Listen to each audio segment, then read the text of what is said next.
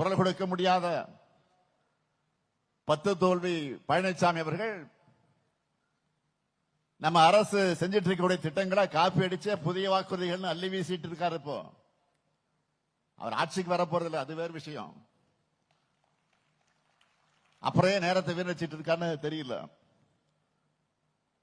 ஏற்கனவே அதிமுக தேர்தல் அறிக்கையில சொன்ன எந்த வாக்குறுதியும் தன்னுடைய ஆட்சி காலத்தில் அவர் நிறைவேற்றல. 2011 அதிமுக தேர்தல் அறிக்கையில என்ன சொன்னாங்க தெரியுமா? 2011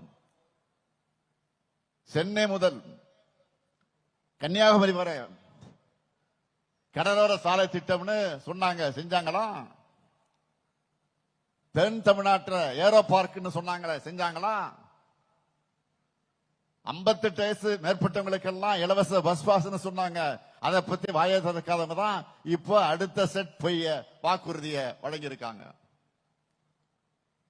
2016 அதிமுக தேர்தல் அறிக்கையில சொன்னதாவது பழனிசாமி அவர்களுக்கு நினைவில் இருக்கா? அனைத்து ரேஷன் அட்டைதாரர்களுக்கும் செல்போன் வழங்கப்படும் சொன்னீங்களே, எங்க அந்த போன்? பேருந்து நிலையங்கள், பெரிய பேருந்து நிலையங்கள், வணிக வளாகங்கள், பூங்காக்கள் போன்ற பொது இடங்கள்ல இலவச வைஃபை சொன்னாங்களே,